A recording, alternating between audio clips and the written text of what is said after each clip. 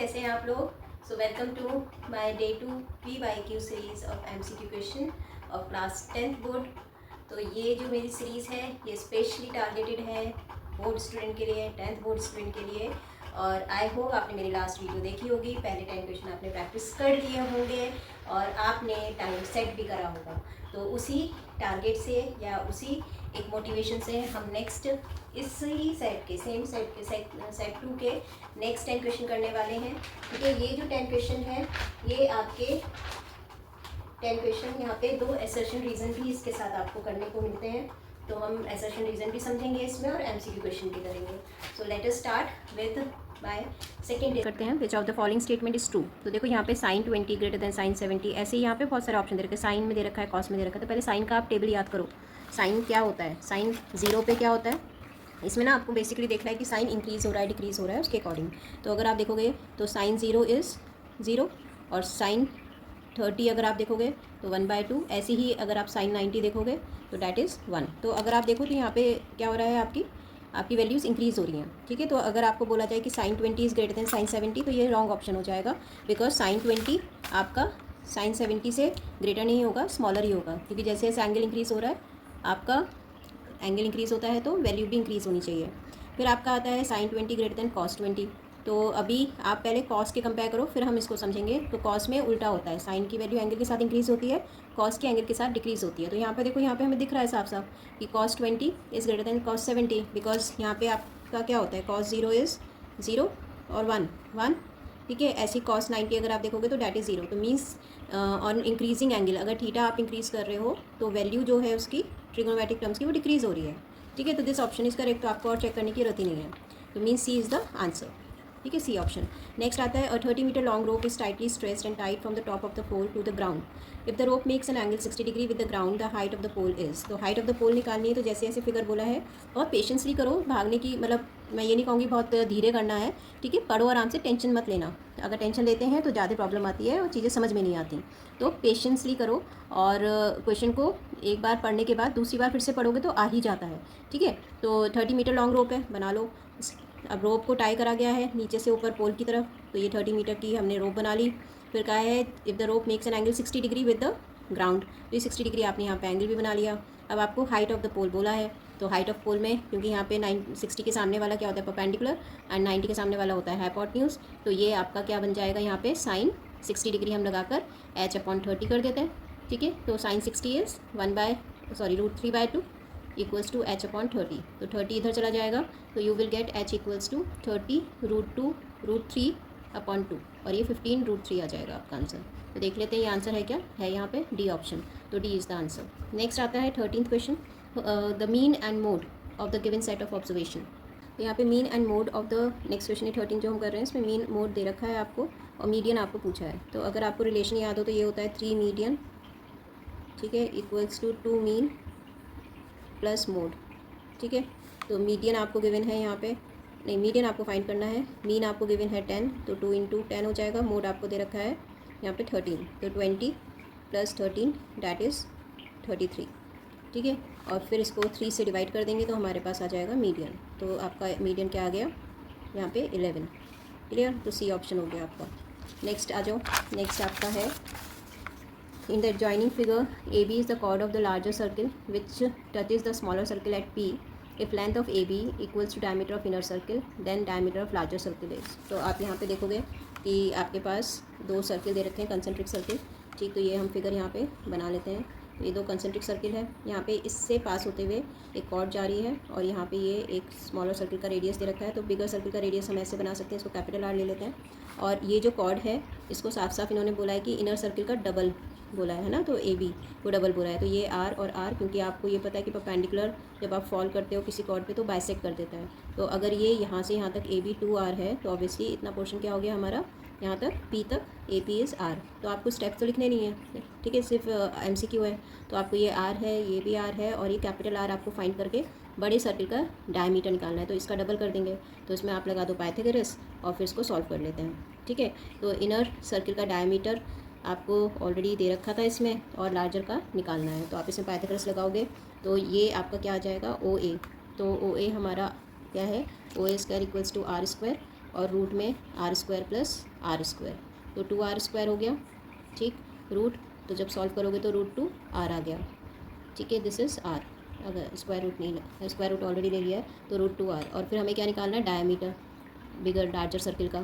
तो larger circle का diameter is 2 × r means 2 × √2r। ठीक है, अब इसमें ऑप्शन देख लो, तो option is this one, c option हो जाएगा। ठीक है, फिर आता है आपका on the top face of the wooden cube of side 7 hemispherical depression of radius 0.35 centimetre are to be formed by taking out the wood. The maximum number of depression that can be formed is. तो यहाँ पे जो wooden cube है, यहाँ पे आपको एक wooden cube दे रखा है, उसके टॉप से छोटे छोटे डिप्रेशन उन्होंने निकाले हैं। तो 15th में देखो, एक हमने वुडन क्यूब लिया है, उसको हमने क्यूब शेप में ऐसे ले लिया। ठीक है, अब वुडन क्यूब का जो साइड है वो ये पूरा दे रखा है 7 सेंटीमीटर। ठीक है, 7 ये सब 7 सेंटीमीटर की साइड्स हैं क्योंकि क्यूब है। फिर क्या है, हेमिस्फेरिकल डिप्रेशन ऑफ रेडियस 0.25। तो इसमें एक हेमिस्फेरिकल डिप्रेशन ऐसे करके बहुत सारे डिप्रेशन यहाँ पे निकाल रखे हैं। तो ये पूछेंगे कितने डिप्रेशन होंगे, तो आप ये देखो इसमें जो छोटे छोटे डिप्रेशन जो हेमिस्फेरिकल बनेंगे, तो उसके लिए आप पहले एक सर्कल कंसिडर करो, क्योंकि आपको ये पता है कि अगर सरफेस क्या है, एक क्यूब मतलब स्क्वायर सरफेस है, तो इसके कुछ कॉर्नर्स जो हैं आपके सर्कुलर उसमें कवर अप नहीं होते। तो आप क्या कंसिडर करोगे, आप इसमें एक छोटा सा सर्कल मतलब मैक्सिमम एरिया का सर्कल यहाँ पे कंसिडर करोगे, जिसका कि रेडियस क्या हो जाएगा, बिकॉज ये 7 है तो उसका डायमीटर 7 हो गया, तो उसका हाफ यहाँ पे 7/2 रेडियस हो गया। तो इससे आप इस सर्कल का एरिया निकाल लो, और फिर इसमें आपके कितने हेमिस्फेरिकल्स डिप्रेशन आएंगे तब आप फाइंड करोगे। तो पहले आप एक सर्कल का एरिया फाइंड करोगे, फिर आप एक डिप्रेशन जो हेमिस्फेरिकल बन रहा है उसका सर्कुलर जो सर्कुलर क्रॉस सेक्शनल एरिया है उसका एरिया एक का फाइंड कर लो और डिवाइड करके नंबर ऑफ डिप्रेशन निकाल सकते हो, है ना। सिर्फ ऊपर का जो क्रॉस सेक्शनल एरिया है वही हमें यहाँ पे चाहिए होता है, क्योंकि वही हमें दिख रहा है। अंदर जो इसका हेमिस्फीयर का ये पूरा पोर्शन है, इसमें से सिर्फ यही पार्ट हमें ऊपर दिखाई देगा, जिसको हमें यहाँ पे स्पेस देनी है, जिससे कि ये आराम से यहाँ पे बहुत सारे हेमिस्फेरिकल डिप्रेशन अरेंज हो जाए। और यहाँ पे आपको वो निकालने के लिए क्या करना है, नंबर ऑफ डिप्रेशन के लिए जो एरिया आपका सर्किल का है, ठीक है, जो बिगर सर्किल का है, बिगर सर्किल का वो तो ऊपर रखना है। बिगर मतलब जो हम यहाँ पे ये बड़ा वाला सर्किल ले रहे हैं, और एरिया किसका, जो आपका हेमिस्फेयर का है, हेमिस्फेरिकल डिप्रेशन बना रहे हो ना, तो हेमिस्फेयर का जो एरिया ऑफ क्रॉस सेक्शन आप कह सकते हो, एरिया ऑफ क्रॉस सेक्शन, ठीक है, वो ऊपर रखना, वो नीचे रखना है, और area of cross section of circle ऊपर रखना है। तो आप यहाँ पे क्या करोगे कि एरिया ऑफ सर्किल पाए, और रेडियस कितना है 7/2 का स्क्वायर, और नीचे क्या है पाए, और जो एक ये छोटा सा डिप्रेशन था इसका रेडियस इन्होंने दे रखा है 0.35, तो यहाँ पे 0.35 का होल स्क्वायर। तो ये नंबर आ जाएगा, नंबर किसका, डिप्रेशंस का, कितने डिप्रेशंस बने। तो पाई से पाई यहाँ कैंसिल कर देंगे, ठीक है। अगर आप इसको काटोगे इससे, तो ये भी क्या बना रहा है 3.5, सॉरी 3.5, ठीक है। और 3.5 का स्क्वायर करोगे तो 3.5 × 3.5, और ये 0.35 है, 0.35 है। तो जब आप इसमें डेसिमल डिजिट सेम कर लो एंड रिमूव द डेसिमल्स, इसमें भी दो हो गई ना, तो रिमूव हो गया, डेसिमल कट गया आपस में, तो ये इससे कटेगा 10 टाइम्स, ऐसे ये इससे कटेगा 10 टाइम्स, तो आंसर क्या आ गया 100, ठीक है। तो 100 इसमें कौन सा ऑप्शन है आपका, बी ऑप्शन है, तो आंसर इज़ बी। ठीक, नेक्स्ट क्वेश्चन को देखते हैं, आई होप समझ में आ रहा हो। इस क्वेश्चन में आप 16 क्वेश्चन करते हैं। 16 क्वेश्चन में पूछा था cumulative frequency for calculating median is obtain by adding the frequency of all the कौन सी classes up to median class, classes following the median class, classes preceding the median class and all classes. तो देखो, अगर सिर्फ median निकालना है तो आप उससे जो होती है ना आपकी क्लासेस, तो उसमें CF कौन सा लेते हो, जो मीडियन क्लास मार्क होता है उससे ऊपर वाला लेते हो, है ना। तो इसलिए आप कह सकते हो कि अप टू मीडियन क्लास निकाल लो, तो उसके बाद आपको नीचे वाली मीडियन क्लास की जरूरत ही नहीं होती है, तो इसलिए ये up to median class, first option इसका आंसर होगा, ठीक है। अब आते हैं 17 क्वेश्चन में। 17 क्वेश्चन में बोला है parallelogram having one of its side 5 circumscribing a circle, the parameter of parallelogram is. तो ये हमें ये पता है कि सर्किल के चैप्टर में हमने प्रूफ करा था कि जब भी पैरेललोग्राम सर्किल को सर्कमस्क्राइब करता है तो या तो वो रोम्बस होता है, या वो आप रोम्बस ही होता है, स्क्वायर तो आप नहीं प्रूफ कराया आपने, रोम्बस प्रूफ कराया। तो रोम्बस की कंडीशन क्या होती है, पैरीमीटर कैसे निकलता है 4 × साइड, तो 4 5 20, तो इसका आंसर हो जाएगा 20, ठीक है। तो मीन्स आपका जो भी पैरेललोग्राम है अगर वो सर्किल को सर्कमस्क्राइब कर रहा है तो डैट इज़ रोम्बस, और रोम्बस है तो पैरीमीटर क्या हो गया 4 × साइड 20 सेंटीमीटर।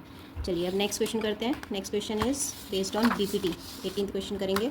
तो 18th क्वेश्चन में आप देखो क्या बोला है, E and F are point on the side AB and AC respectively of triangle ABC such that AE upon AB, EB, AF upon FC half है, which of the following relation is true। तो इसके अंदर आप क्या करने वाले हो, आप यहाँ अगर सिमिलैरिटी के कॉन्सेप्ट बिल्कुल अच्छे से क्लियर है तो एकदम समझ में आ जाएगा, वरना आपको थोड़ा सा टाइम लगेगा। तो हमने यहाँ पे ये फिगर बनाया, ठीक है, ट्राइंगल बना लिया। ट्राइंगल क्या बोला है इन्होंने बोला है ABC। तो यहाँ पे मैंने इसको मार्क कर दिया ABC। अब ABC ट्राइंगल में यहाँ पे E और F पॉइंट दे रखे हैं साइड पे, तो ये E और F भी बना लिया।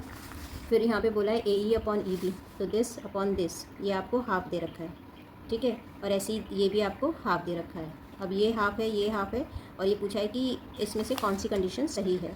तो यहाँ पे EF मतलब this is double of this they रखा है, ठीक है। और BC is twice of EF भी दे रखा है, सेकेंड ऑप्शन, जो कि हो ही नहीं सकता क्योंकि ये बड़ी साइड है। BC is twice of EF। अच्छा, EF is twice of BC दे रखा है, तो वो पॉसिबल नहीं है क्योंकि EF इज़ स्मॉलर दिख ही रहा है हमें ना, तो ये पहला ऑप्शन भी नहीं होगा और दूसरा वाला ये थर्ड वन भी नहीं हो सकता क्योंकि EF is smaller than BC।